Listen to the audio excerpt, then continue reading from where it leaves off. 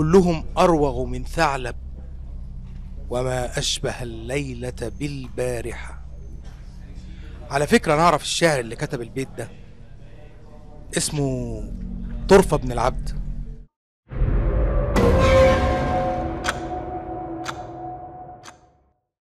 أشهد أن عليا ولي الله. ايه اللي بيقول المؤذن ده يا شيخ؟ ده بيقول أشهد أن علي ولي الله. لا حول ولا قوة إلا بالله. أيوة يا بنتي. أعوذ بالله، الدين ما قالش كده. مفيش غير أشهد أن لا إله إلا الله وأشهد أن محمدا رسول الله. عليه أفضل الصلاة والسلام. طب ما تقول له حاجة، مش أنت شيخ الجامع؟ ما أقدرش. ليه؟ ده واجبك، أنت شيخ الجامع. للأسف ما أقدرش، ما أقدرش يا بنتي. أنا بس عبد من عباد الله.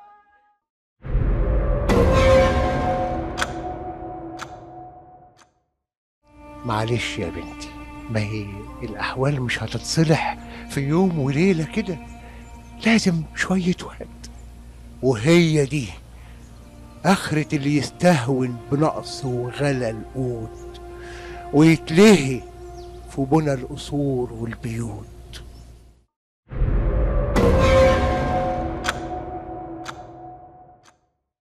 أنا ما خدتكيش، أنت اللي جيتي عندي في البوابة، أنت اللي مشيتي رغم التحذيرات اللي قلتها لك واللي شفتيها أول ما دخلتي. يبقى ما تلوميش إلا نفسك. مش قريتي بيت الشعر بتاع طرفة بن العبد؟ افتكري ولا تفاهة زمنك نسيتك قيمة ومعنى الكلمة.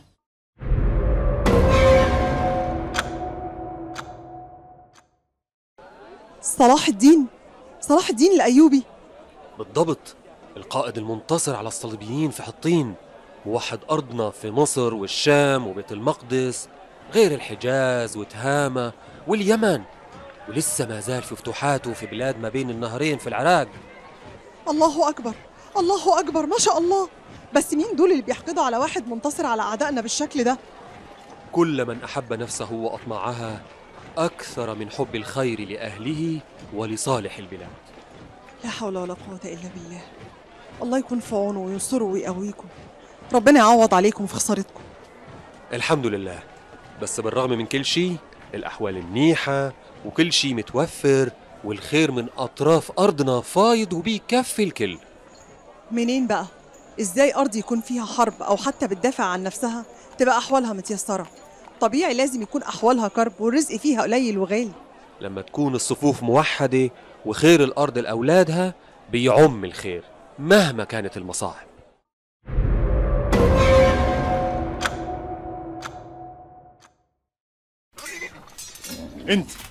انت يا اللي واقفه بتدعكي عينيكي، سايبه شغلك ليه؟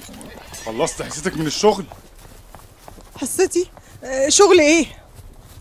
مش المفروض تخلصي تلميع وتسنين 5 سيوف كل يوم وتخليهم سيوف بطاره وتحفظي كل سيف في غمده؟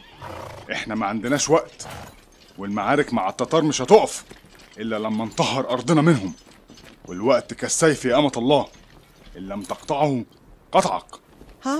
طب علمني وانا استنى. امال فين الرجاله؟ ما يشتغلوا هم. المفروض في زمانكم الشغل والحرب للرجاله والستات في البيوت. ونسيتي ان الرجال بيصنعوا السيوف والمنجنيق قدام النار وتحت الشمس؟ ولا نسيتي اننا كلنا رجال ونساء لازم نحارب ونحرر الشام والعراق وبلاد ما وراء النهر لغاية اراضي اخواننا الافغان والخوارزميين؟